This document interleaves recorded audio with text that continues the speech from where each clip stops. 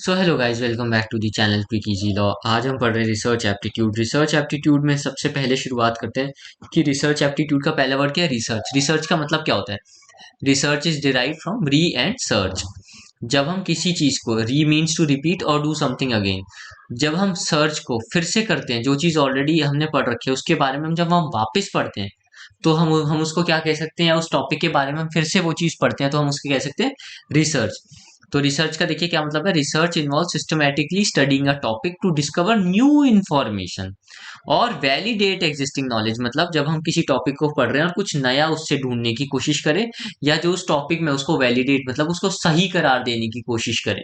अगर सही है तो सही है, जो आपके व्यू पॉइंट्स हैं चाहे पॉजिटिव हो नेगेटिव हो कुछ भी, उसकी चीज को आप वैलिडेट कर पाओ, उसको जस्टिफाई कर पाओ, उन सब चीजों को भी हम क्या कहते हैं? Research. It includes gathering, analysing and interpreting data to gain understanding और answer questions within a specific field. बड़ी सिंपल सी चीज है भाई। जब आप क्या है, ढेर सारी किताबें पढ़ोगे तो आपने क्या की? नॉलेज को गैदर किया, उसको सोचा समझा परखा, उसको एनालाइज किया। फिर जो डेटा, अगर आपने एम्पेरिकल रिसर्च करी है, हम आगे पढ़ेंगे, तो उसको डेटा को आपने इंटरप्रेट किया। क्वालिटेटिव डेटा होगा या क्वांटिटेटिव डेटा होगा ये भी हम आगे पढ़ेंगे, उसको हमने इंटरप्रेट किया। फिर जो हमारी सोच समझ बढ़ी और जो हमारी क्वेश्चंस थे, हमने जब उन क्वेश्चंस को आंसर किया तो क्या है? यही क्या होती है? इसी चीज को ही हम रिसर्च कहते हैं। अब वेरिएबल देखिए, रिसर्च एप्टीट्यूड में ना इंपॉर्टेंट चीज क्या है? जो टेक्निकल टर्म्स है आप उन्हें समझ जाओ। जैसे पीछे मैंने बोला ना, quantitative, qualitative, empirical, doctrinal, variables, ये सब क्या है? रिसर्च के अंदर जो है टर्मिनोलॉजी जो यूज होती है ना, ये वो सब चीजें। तो वेरिएबल क्या होगा? देखो, वेरिएबल का मतलब है a variable is any factor, trait और condition that can exist in differing amounts और टाइप्स। ठीक, तो वेरिएबल कह रहे हैं ये एक तरीके का फैक्टर या ट्रेट है जो कि डिफरेंट अमाउंट या डिफरेंट टाइप में हो सकता है। तो सीधे सीधे अगर मैं मुद्दे पे आऊं ना, तो सीधे ये कह रहा है, जैसे एज है, एज 7 साल हो सकती है, 10 साल हो सकते हैं, 20 साल हो सकते हैं, 30 साल हो सकती है। तो क्या ये एक तरीके का वेरिएबल है? टेम्परेचर क्या है? 20 डिग्री भी हो सकता है, 30 डिग्री भी हो सकता है, 40 डिग्री भी हो सकता है। तो ये क्या है? ये भी एक तरीके का वेरिएबल है। तो यहाँ देखिए, ये कह रहा है in scientific experiment variable are what researchers manipulate, measure और कंट्रोल। तो अब भाई अगर कोई रिसर्च होगी तो हम इसी को ही पढ़ेंगे ना, एज के ऊपर और ये टेम्परेचर को। तो ये क्या है? हम वेरिएबल्स की स्टडी करते हैं रिसर्च में। There are different types of variables. कैसे कैसे वेरिएबल्स होते हैं? Independent, dependent, intervening and control variables. ये मैंने लिखा हुआ है। देखिए, इंडिपेंडेंट वेरिएबल क्या होता है?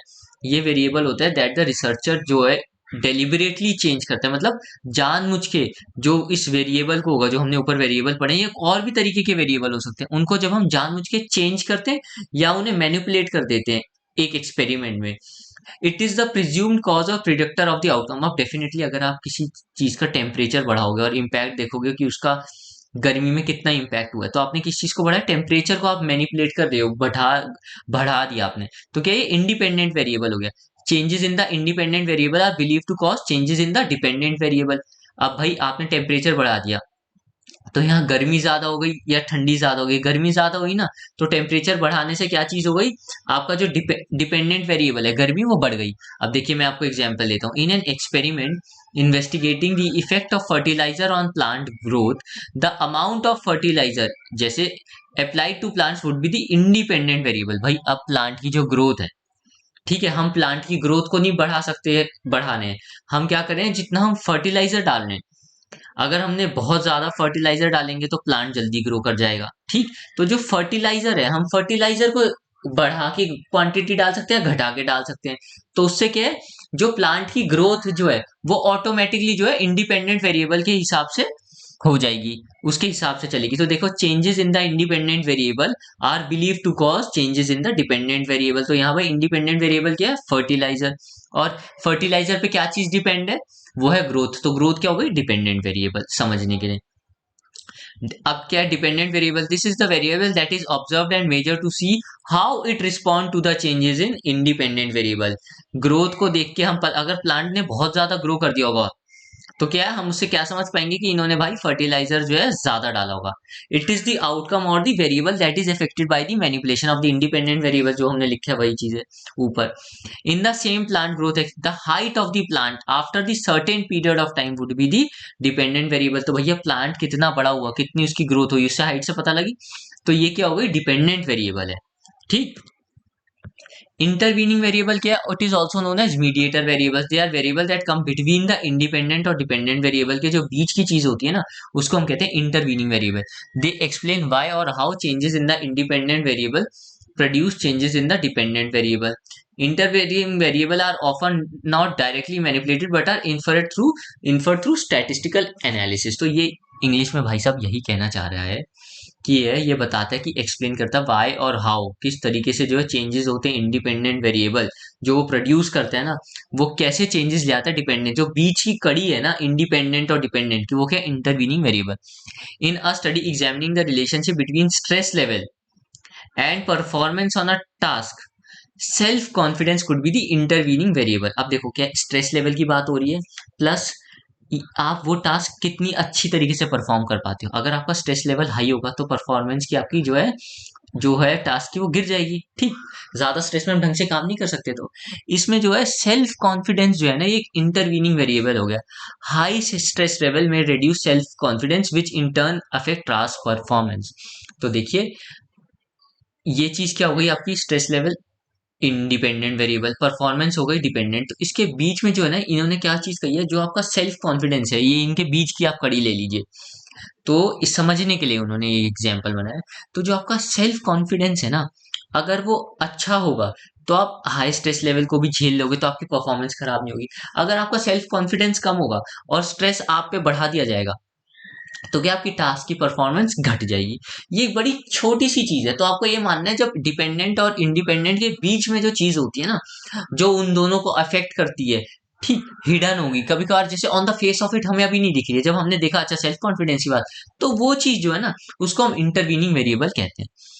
Control variable. These are the variable that are kept constant or held consistent throughout the experiment. By controlling this variable, researcher can ensure that any observed effects are due to independent variable and not to other factors. इसको ना हम example से समझेंगे तब आपको ये English की चीज समझ आएगी. In the plant growth experiment, factors like temperature, humidity, light exposure, soil type would be control variable.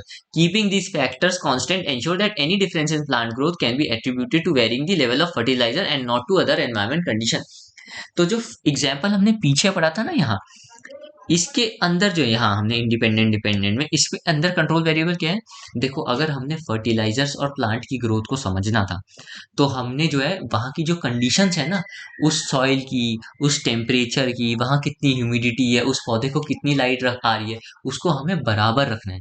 अगर हम मल्टीपल प्लांट्स के ऊपर वो एक एक्सपेरिमेंट करें, तो भैया हम सबको जो है जो कंडीशन है वो सबकी सेम रखेंगे, जिससे हम इंडिपेंडेंट वेरिएबल को हम जो फर्टिलाइजर कम ज्यादा कर सकते हैं, पर जो दूसरी चीजें हैं ना जैसे लाइट टेम्परेचर ह्यूमिडिटी, इन सबको हमें सामान्य रखना पड़ेगा, सेम रखना पड़ेगा. क्यों?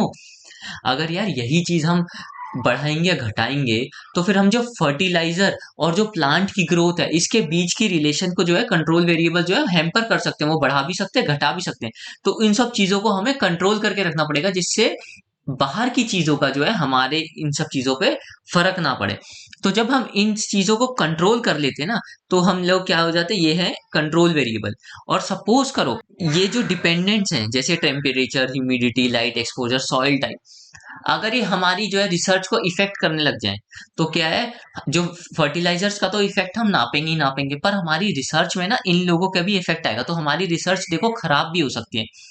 अगर हमें करनी थी स्टडी फर्टिलाइजर और सॉइल की, प्लांट ग्रोथ की, और अब चीज क्या है, टेम्परेचर इफेक्ट डाल रहा है, तो क्या हमारी स्टडी जो है थोड़ी सी इफेक्ट हो जाएगी टेम्परेचर के कारण, ह्यूमिडिटी के कारण, लाइट एक्सपोजर के कारण. तो इससे हमें क्या चीज पता चलती है, ये जो है इन्हें हम एक्सट्रेनियस वेरिएबल कहते हैं, यही कोई एक्स्ट्रा वेरिएबल कहते हैं, जब ये आके हमारी रिसर्च के अंदर आ जाते हैं और उससे हमारी रिसर्च जो है थोड़ी सी चेंज हो जाती है, हिलने डुलने लग जाती है. तो आप ये चीज जो है कंसेप्ट है, ये आप याद रखिएगा. गूगल में आप एक्सट्रेनियस वेरिएबल की जो डेफिनेशन है, इसको आप पढ़िएगा भी अपनी तरफ से.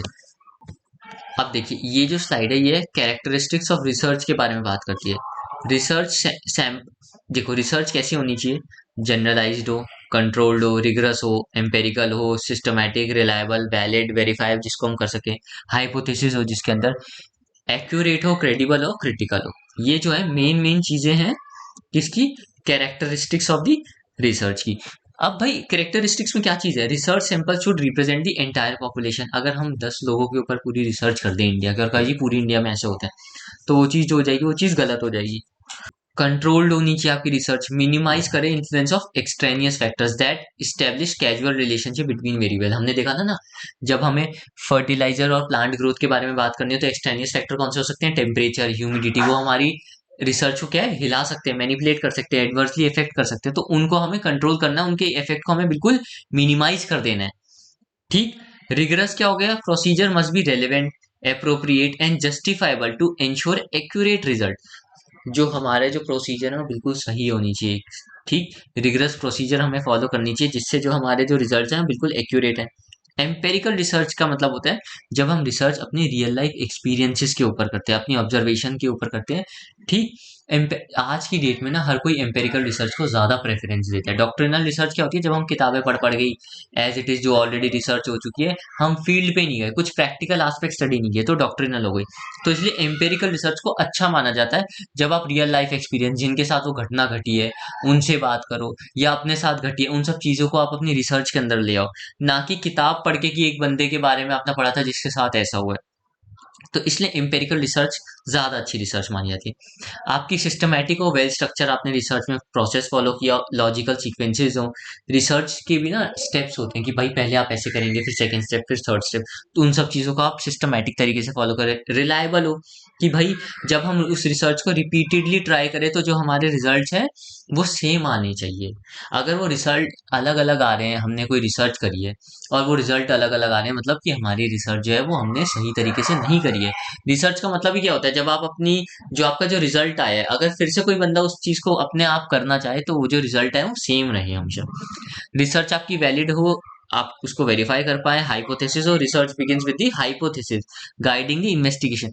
हाइपोथेसिस क्या होता है ना, ये हम आगे पढ़ेंगे। हाइपोथेसिस क्या है, एक प्रपोज्ड एक्सप्लेनेशन है, किस चीज के ऊपर ये बेस होगी, लिमिटेड एविडेंस जो स्टार्टिंग में आप गैदर करोगे to start the investigation on your research. अगर आप फर्टिलाइजर्स और ग्रोथ के बारे में, तो जो आप स्टार्टिंग में जो आपको मेन मेन इंपॉर्टेंट ऊपर ऊपर से चीजें पता होगी ना, जब आप उसको फॉर्मुलेट करोगे अपनी रिसर्च के अंदर कि मैं ये रिसर्च करूंगा कि भाई फर्टिलाइजर और प्लांट की ग्रोथ का क्या इफेक्ट है, तो ये आपको ये चीज पता है कि या तो बढ़ेगा या घटेगा, तो ये क्या है, आप हाइपोथेसिस लेके चलेंगे कि अगर मैं फर्टिलाइजर ज्यादा डालूंगा तो प्लांट की ग्रोथ बढ़ेगी। लिमिटेड एविडेंस है, बाकी इसके ऊपर फिर आप पूरी रिसर्च करोगे कि ऐसा क्यों होता है, क्यों होता है, ये क्या है। तो जो सबसे पहली चीज क्या होगी कि ग्रोथ बढ़ेगी, ये क्या है, सब प्रपोज्ड एक्सप्लेनेशन है आपकी तरफ से on the basis of the limited evidence जो आपने पढ़ी होंगी स्टार्टिंग में अपनी रिसर्च स्टार्ट करने से पहले।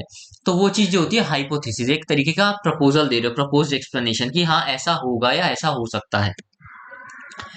फिर जब वो हम पूरी तरीके से जस्टिफाई कर देते हैं अपनी रिसर्च में, तो फिर हम क्या कहते हैं, हमारा हाइपोथेसिस क्या है, प्रूव हुआ है या डिसप्रूव हुआ है।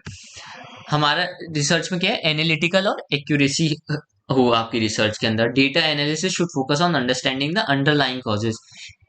देखो भाई आपकी रिसर्च जो है वो एक्यूरेट हो, बस सिंपल सी चीज है, क्रेडिबल हो, ठीक है, ट्रस्ट वर्दी हो, दूसरे लोग भी आपकी रिसर्च को यूज कर पाए, ठीक है, और आप जब रिसर्च को वैलिडेट करें, उसको पढ़ना चाहे तो जो रिजल्ट चाहे वो बिल्कुल सेम हो। क्रिटिकल क्या कहते हैं, scrutiny of procedure and method ensure the research with stand thorough examination और इवैल्यूएशन। ये इतना ज्यादा इंपॉर्टेंट नहीं है, आप पढ़ लो पॉइंट नंबर 11 बस ऊपर से। टाइप्स ऑफ रिसर्च में ना देखिए मेन तीन तरीके की होती है, फंडामेंटल, अप्लाइड और एक्शन। फंडामेंटल में क्या है, पूरा आप इसको प्योर या बेसिक रिसर्च भी कहते हैं। ये क्या है, न्यू नॉलेज को एक्सप्लोर करते हैं, प्लस जो एग्जिस्टिंग थ्योरीज है जिनको हम यूनिवर्सली वैलिड मानते हैं, जैसे लॉ ऑफ ग्रेविटी हो गए, तो ये क्या चीज है, ये फंडामेंटल रिसर्च के अंदर आ जाए। क्यों, ये एक ऐसी थ्योरी है जिसको यूनिवर्सली हम वैलिड मानते हैं, प्लस उसको एक्सेप्ट करते हैं। जब उनके ऊपर हम कोई चीज पढ़ने लग जाए ना, उसके ऊपर उसको समझने के लिए, तो क्या है, यूनिवर्सली वैलिड है, प्लस हमारी एग्जिस्टिंग थ्योरी है, तो एग्जाम्पल इसका क्या हो जाएगा, ग्रेविटेशन थ्योरी हो गई। अप्लाइड रिसर्च कहता है भाई ये प्रैक्टिकल प्रॉब्लम सॉल्विंग के बारे में बात करता है, जो कि टैकल करे इमीडिएट इश्यूज को, plus although it uses scientific method, जो हमने ऊपर साइंटिफिक चीजों के बारे में, it methods may not be as rigorous as fundamental research, पर जो उसकी जो मेथड है वो इतने ज्यादा फंडामेंटल रिसर्च की तरह रिग्रेस ना हो, and its finding are often specific rather than universally applicable. बड़ी सिंपल सी चीज है यार। अब जैसे ग्रेविटी है वो अलग अलग स्ट्रीम में अलग अलग जगह अलग अलग तरीके से काम करेगी। कुछ एरिया होंगे जहां ग्रेविटी ज्यादा हो सकती है नेचर में, कुछ एरिया ऐसे होंगे जहां ग्रेविटी जो है कम हो जाएगी। तो जब जो है ना आप अपने फंडामेंटल रिसर्च की चीजों को प्रैक्टिकली अप्लाई करने लग जाएंगे ना कुछ कुछ जोन में, कुछ कुछ एरिया में, जैसे स्पेस में ग्रेविटी अलग हो गई, यहाँ अलग हो गई, तो जो एप्लीकेशन हो जाएगी ना आपकी फंडामेंटल रिसर्च की, हम उसको जो है अप्लाइड रिसर्च के अंदर कवर कर सकते हैं, समझ सकते हैं। पर हम क्या है, its finding are often specific rather than universally applicable. अब क्या है, जब हमने ग्रेविटी है तो हम ग्रेविटी तो हमें पता चल गया हर जगह वैलिड है। अब हम ऐसे ऐसे जोन ढूंढेंगे ना जहाँ ग्रेविटी अलग अलग तरीके से काम कर रही हो, तो वो क्या है, वो जो चीज है, जैसे स्पेस में ग्रेविटी अलग तरीके से काम करती होगी, मून में अलग तरीके से काम करती है, अर्थ पे अलग तरीके से काम करती है, तो क्या लॉ तो अलग, लॉ ऑफ ग्रेविटी तो सेम ही रहेगा, पर उसको हम अप्लाई अलग अलग जगह से करें। तो अब जब अलग अलग जगह पे करेंगे तो वो चीज यूनिवर्सली एप्लीकेबल नहीं होगी। तो बस जब फंडामेंटल को हम अप्लाई करने लग जाते हैं, फंडामेंटल चीजों के जो लॉज हैं, थ्योरीज हैं, उनको जब हम अप्लाई करते हैं तो हम वो अप्लाइड रिसर्च के अंदर आ जाते हैं। समझने के लिए आप ऐसे समझ सकते हैं। एक्शन रिसर्च, इसमें देखिए ये क्या है, प्रॉब्लम सॉल्विंग और इमीडिएट इश्यूज को एड्रेस करने की बात करते हैं। एक्शन रिसर्च भी यही करता है। It's about hands on testing in real world setting to study intervention closely. This newer approach involve practitioners like teachers and administrator. It emphasise practical problem solving and immediate application with in local context. भाई देखो, अगर आपके paper में पूछे, एक student है एक teacher है, टीचर को कोई एक ऐसा मेथड बताओ जिससे वो प्रॉब्लम जो है बच्चों की सोचने समझने की वो जल्दी से सॉल्व कर पाए, तो आपका आंसर हमेशा एक्शन रिसर्च होगा। क्यों? This newer research approach involves practitioners like teachers and administrator. तो जब टीचर्स या कोई एडमिनिस्ट्रेशन से रिलेटेड कोई चीज होती है, आपके पेपर में पूछा जाए, तो क्या है, वो एक्शन रिसर्च होगा। यहाँ भी देखो, hands on testing real world setting के बारे में बात कर रहे हैं। ऊपर भी जो है प्रॉब्लम सॉल्विंग और टैकलिंग इमीडिएट इश्यूज की बात करते हैं। तो अगर पेपर में आया कि भाई कोई प्रैक्टिकल प्रॉब्लम सॉल्विंग है और इमीडिएट एप्लीकेशन चाहिए विद इन लोकल कॉन्टेक्स्ट, तो आपका आंसर हमेशा क्या होगा, एक्शन रिसर्च होगा। अगर वो टीचिंग, हायर एजुकेशन या एडमिनिस्ट्रेशन से रिलेटेड बात पूछ रहे हैं तो एक्शन रिसर्च ही हमारा आंसर होगा, अप्लाइड रिसर्च तब नहीं होगा। यहाँ हमने पढ़ी क्या है, टाइप्स ऑफ रिसर्च में क्लासिफिकेशन बेस्ड ऑन एप्लीकेशन। ये क्या है, क्लासिफिकेशन बेस्ड ऑन ऑब्जेक्टिव। देखो, डिस्क्रिप्टिव रिसर्च का मतलब क्या होता है, जब आप रिसर्च करते हैं जिसके अंदर आपकी रिसर्च के क्या क्वेश्चन हो, who, what, when, where and how. जब आप इन सब चीजों के बारे में रिसर्च करने लग जाएंगे तो वो क्या किसके अंदर कवर हो जाएगी, डिस्क्रिप्टिव रिसर्च। कोरिलेशनल रिसर्च है, वो बात करते हैं जब हमारी स्टैटिस्टिकल रिलेशनशिप हो between variables, aiming to understand interdependency without external influence.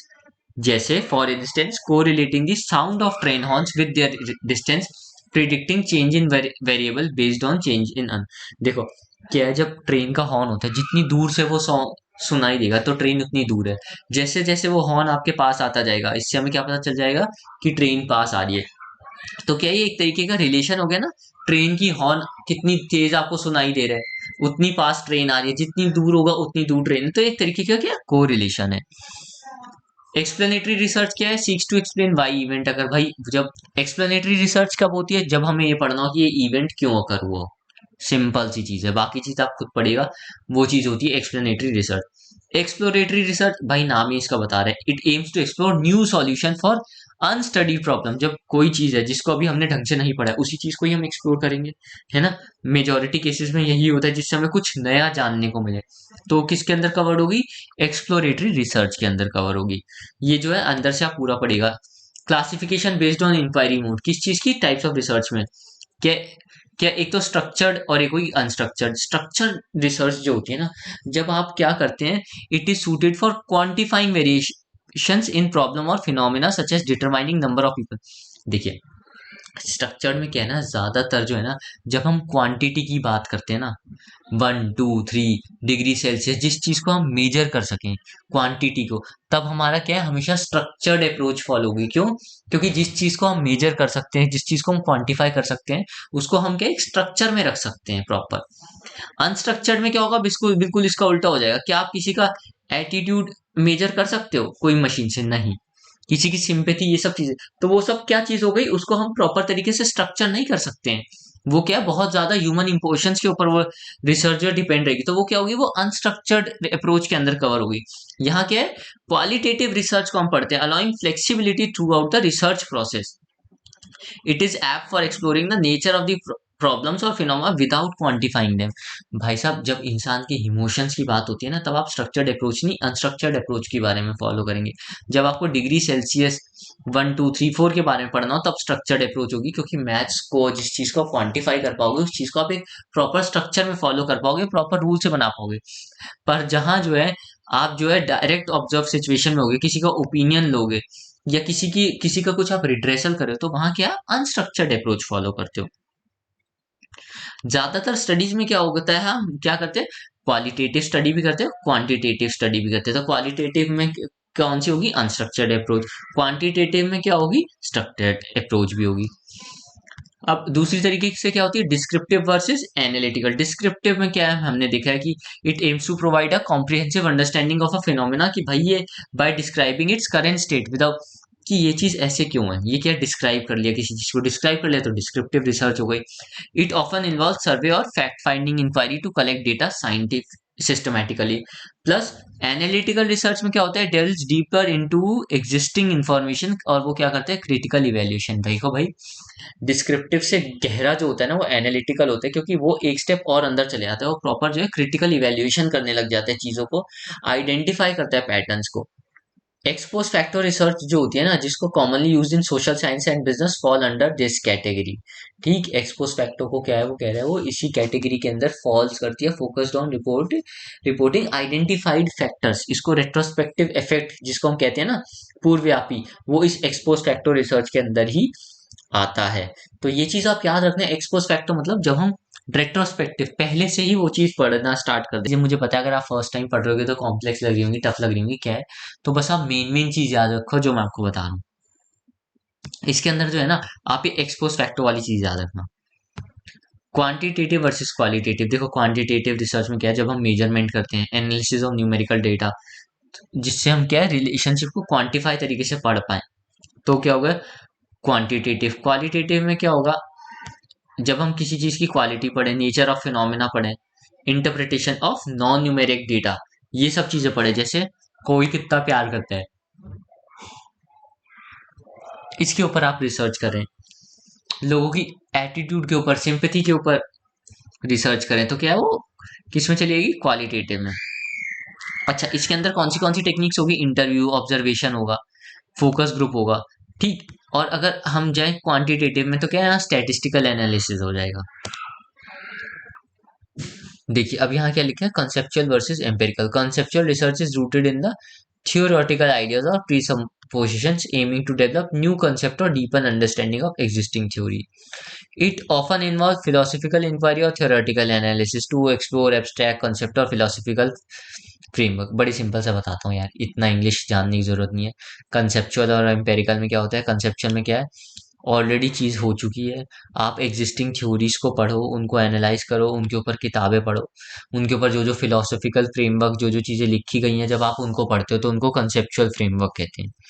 ठीक, एम्पेरिकल जो है क्या हो गया, empirical research relies on direct observation और experimentation to gather data, focus on testing hypotheses, validating theories through empirical. It emphasizes gathering data firsthand to verify conclusion, often through controlled experiment or systematic observation. Empirical research provides tangible evidence to support और refute hypothesis. तो भाई साहब जब आप खुद field में उतर जाते हैं ना डेटा कलेक्ट करने के लिए, तो उसको हम कहते हैं एम्पेरिकल रिसर्च, जिसके अंदर आप खुद डेटा को कलेक्ट करते हो, उसको वेरीफाई करते हो, खुद ही प्रैक्टिकल, आप बिल्कुल प्रैक्टिकल रिसर्चर बन गए हो। और जब आप लाइब्रेरी के अंदर बैठते हो एसी के अंदर और किताबें और फिलोसॉफिकल फ्रेमवर्क, बड़ी बड़ी मोटी मोटी किताबें पढ़ लेते हो ना लाइब्रेरी के अंदर बैठ के, तो वो जो है वो कंसेप्चुअल रिसर्च के अंदर कवर हो जाएगा। अच्छी रिसर्च क्या होगी, एम्पेरिकल, इससे क्या फर्स्ट हैंड भी मिल जाए आपको एक्सपीरियंस, अगर दोनों में देखा जाए तो। वैसे तो ज्यादातर क्या होता है, दोनों ही रिसर्च हो रही होती हैं, अगर हम पीएचडी कर रहे होते हैं तो क्या है, आपकी कंसेप्चुअल भी हो रही होती है और एम्पेरिकल भी हो रही होती है। पॉजिटिविज्म का एक कंसेप्ट है हमारे सिलेबस में, देखो पॉजिटिविज्म कहते हैं, positivism is a philosophical stance that emphasizes the use of empirical observation, measurement and logical reasoning to understand phenomena। तो जिस फिनोमिना को आप किस, चाहे वो एम्पेरिकल ऑब्जर्वेशन हो या जिस चीज को आप मेजर कर सको या जिसके पीछे आप लॉजिक लगा सको ना इस फिनोमिना को समझने के लिए, वो क्या है, पॉजिटिविज्म के अंदर आता है। की प्रिंसिपल क्या है इस कंसेप्ट में, empiricism. Positivism emphasizes the importance of empirical evidence obtained through sensory experience और direct observation। भाई साहब, जो चीजें हमने empirical study करके एक्वायर करी है, उन चीजों को क्या है, हम अच्छे से समझ सकते हैं, देख सकते हैं, परख सकते हैं। तो क्या है, पॉजिटिविज्म के अंदर आ गया। में क्या है, इट्स टाइप्स फॉर ऑब्जेक्टिविटी। आपके रिसर्च में प्रॉपर ऑब्जेक्टिव होना चाहिए, प्लस जो कि मिनिमाइज करे बायस एंड सब्जेक्टिविटी को। बायसनेस क्या मतलब होता है भाई साहब, आप अपना पर्सनल एंगल, अपनी पर्सनल चीजें ना ले आए कि भाई आप ऐसा सोचते हो तो सब लोग ही ऐसा सोचें। पॉजिटिविस्ट जो है ना प्रेफर करते हैं क्वांटिटेटिव डेटा को, स्टैटिस्टिकल एनालिसिस को। तो पॉजिटिविज्म से आप एक ये चीज अच्छे से समझ गए होंगे कि ये जो है ना, क्या एम्पेरिकल रिसर्च को बहुत बढ़ावा देते हैं, जिस चीज को आप देख पाओ, ऑब्जर्व कर पाओ, प्लस क्वांटिटेटिव डेटा, जिस चीज को आप मेजर कर पाओ, जिस चीज को आप मेजर कर पाओगे उसी के ऊपर तो आप स्टेटिस्टिकल एनालिसिस दे पाओगे। ठीक है, कि जो आपने पढ़ी है, plus deductive reasoning. Positive researchers जो है employ deductive reasoning, starting with a theory और hypothesis and testing it through empirical observation. वो ये क्या कह रहे हैं, वो एक थ्योरी से जो है उसकी, जैसे एक थ्योरी है, प्रूव्ड है लॉ ऑफ ग्रेविटी, फिर उसके ऊपर वो रिसर्च करेंगे।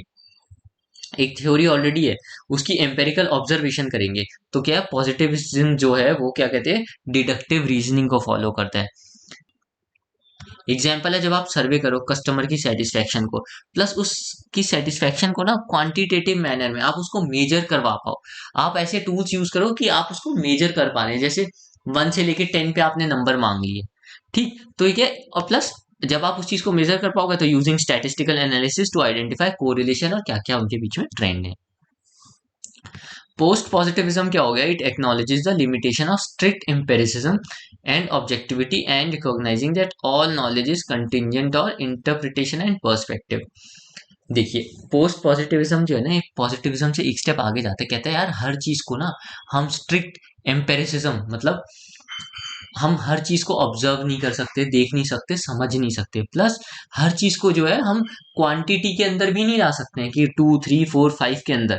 यही चीज जो है ना पोस्ट पॉजिटिविज्म कहती है, वो पॉजिटिविज्म से एक स्टेप आगे चली जाती है। समझने के लिए अगर मैं आपको बता रहा हूँ, सिर्फ समझने के लिए, जैसे भगवान है या ये सृष्टि कैसी बनी है, हम इस चीज को क्वांटिफाई नहीं कर सकते हैं।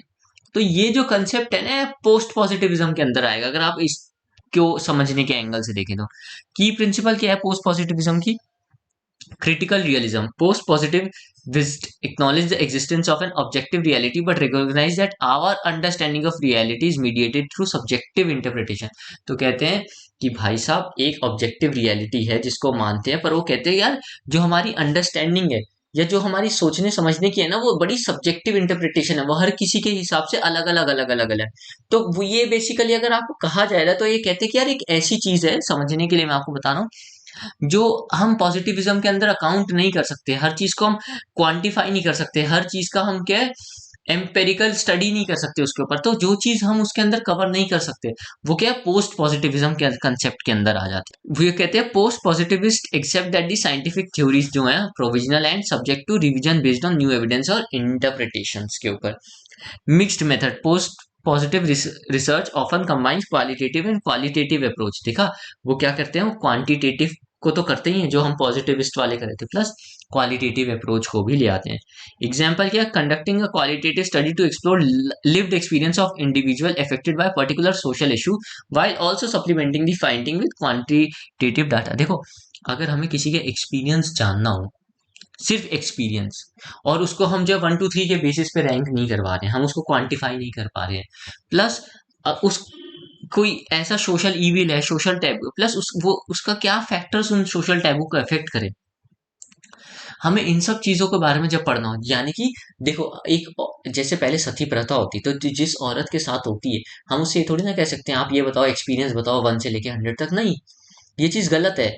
तो वहां जो है पोस्ट पॉजिटिविज्म वाली चीज जो है आ जाएगी कि हर चीज को आप मेजर नहीं कर सकते, पर हम उस औरत की दुख और पीड़ा को समझ सकते हैं, भले ही हम उसको एग्जैक्ट स्टैटिस्टिकल चीजों में क्वांटिटी के नंबरों में नहीं कन्वर्ट कर पाए या ना ला पाए, प्लस हम बड़ी सारी ऐसे सोशल फैक्टर या सोशल कंडीशन समझ सकते हैं कि उस औरत के साथ ऐसा क्यों होता था। तो ये क्या है, पोस्ट पॉजिटिविज्म के कंसेप्ट के अंदर आएंगे। स्ट्रेस है वो क्या है, क्वालिटेटिव, तो पोस्ट पॉजिटिव वाले लोगों का जो स्ट्रेस होगा वो एक्सपीरियंस के ऊपर है, क्वालिटेटिव चीजों के ऊपर ज्यादा उनका स्ट्रेस रहेगा। सो thank you guys for watching this video. I hope आपको थोड़ी सी चीजें आसान लगी हो। रिसर्च एप्टीट्यूड थोड़ा सा टफ होता है। अगर आपको कुछ प्रॉब्लम है, वीडियो को वापस देख लो। अगर मेरी वीडियो से आपको नहीं समझ आया, थोड़ा सा गूगल कर लो। ये सब्जेक्ट ऐसा है जिसको इसको आप जैसे अपना हिसाब से पढ़ोगे ना, उतनी ज़्यादा क्लैरिटी आएगी। जब मैंने अपने नेट के लिए पढ़ा था, तो मेरे को भी ये सब्जेक्ट जो है 2-3 बार जो है देखना पड़ गया था। थोड़ा सा कॉम्प्लेक्स है, थोड़ा सा टेक्निकल, इसे समझ लो। नहीं समझ आ रहा है तो आप इन्हें गूगल कर लो। अभी सीख जाओगे तो बाद में जब आपका पीएचडी में एडमिशन होगा तो आप लोगों को बहुत फायदा होगा। यकीन मानो, जब आपका बैच होता है उनके बीच में अगर आपको पता होती है ना थोड़ी बहुत चीज़ें, तो थोड़े आप कॉन्फिडेंट रहते हो अपनी क्लास में। कभी किसी ने आपसे पूछ लिया कि भाई आप रिसर्च करो, आप पीएचडी करोगे नेट क्लियर करने के बाद, या आप रिसर्च एप्टीट्यूड ही पढ़ा रहे हो बच्चों को, तो आपको ये सब चीज़ें पता होनी चाहिए। इन सब चीज़ों को कम स्ट्रेस दिया जाता है क्लास के अंदर, पर नेट में जो है प्रॉपर 5 नंबर के इससे क्वेश्चन आएंगे। आप इनको अच्छे से पढ़ लेना, बढ़िया तरीके से कर लेना, आराम से हो जाएगा, टेंशन की बात नहीं है। सो थैंक यू गाइस। और एक मेरी लास्ट रिक्वेस्ट और है यार, मेरी वीडियो पे कमेंट कर दिया करो अगर आपका मन करता है। कुछ अच्छा लगा तो ज़रूर कमेंट कर दो, कुछ इम्प्रोवाइजेशन चाहिए तो कमेंट कर दो।